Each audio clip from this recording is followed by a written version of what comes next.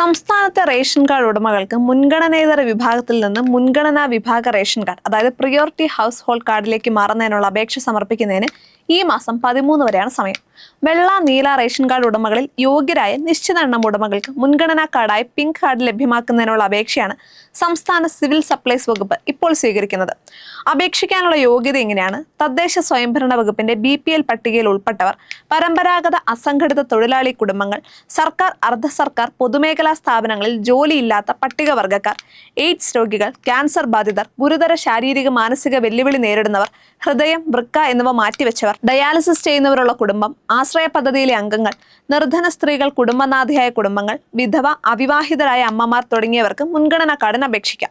വരുമാനം പ്രതിമാസം 25,000 രൂപയിൽ കൂടാൻ പാടില്ല. 1000 ചതുരശ്ര അടിയിൽ കൂടുതൽ വിസ്തൃതിയുള്ള വീട്, 4 ചക്ര വാഹനം സ്വന്തമായുള്ളവർ, ആദായ നികുതി അടയ്ക്കുന്നവർ എന്നിവർക്ക് മുൻഗണനാ കാർഡിന് അപേക്ഷിക്കാൻ യോഗ്യതയില്ല. എല്ലാ മാസവും മുൻഗണനാ റേഷൻ കാർഡിലെ ഓരോ അംഗത്തിനും 4 കിലോ അരിയും 1 കിലോ ഗോതമ്പും സൗജന്യമായി ലഭിക്കും. കൂടാതെ സൗജന്യ റേഷൻ ഭക്ഷ്യധാന്യം, സർക്കാർ ആശുപത്രികളിൽ സൗജന്യ ചികിത്സ, സർക്കാർ സേവനങ്ങൾക്കും മത്സര പരീക്ഷകൾക്കും ചില ഫീസ് ഇളവുകൾ തുടങ്ങിയവ മുൻഗണനാ റേഷൻ കാർഡ് ഉടമകൾക്ക് ലഭിക്കും. ഇനി എങ്ങനെയാണ് അപേക്ഷിക്കേണ്ടതെന്ന് ചോദിച്ചാൽ, ബന്ധപ്പെട്ട വില്ലേജ് ഓഫീസറുടെ പക്കൽ നിന്ന് വരുമാന സാക്ഷ്യപത്രം, BPL വിഭാഗത്തിൽ ഉൾപ്പെടുന്നു എന്ന് ബന്ധപ്പെട്ട തദ്ദേശ സ്ഥാപനത്തിൽ നിന്നുള്ള സാക്ഷ്യപത്രം, ഗുരുതര രോഗം ബാധിച്ചവർ, മെഡിക്കൽ സർട്ടിഫിക്കറ്റ്, വിധവകൾ വിധവാ സാക്ഷ്യപത്രം എന്നിവ സഹിതമാണ് അപേക്ഷിക്കേണ്ടത്. അക്ഷയ കേന്ദ്രങ്ങൾ വഴിയോ സംസ്ഥാന സിവിൽ സപ്ലൈസ് വകുപ്പിന്റെ www.civilsupplieskerala.gov.in എന്ന വെബ്സൈറ്റിൽ സിറ്റിസൺ ലോഗിനിൽ യൂസർ അക്കൗണ്ട് സൃഷ്ടിച്ചോ അപേക്ഷ സമർപ്പിക്കാവുന്നതാണ്. അവസാന തീയതിയാണ് 13. സംസ്ഥാന സിവിൽ സപ്ലൈസ് വകുപ്പിന്റെ ഭക്ഷ്യലഭ്യത, കൈകാര്യ ചെലവിനുള്ള തുക ഇവയുടെ അടിസ്ഥാനത്തിൽ കാലാകാലങ്ങളിൽ മുൻഗണനാ പട്ടിക പുതുക്കാറുണ്ട്.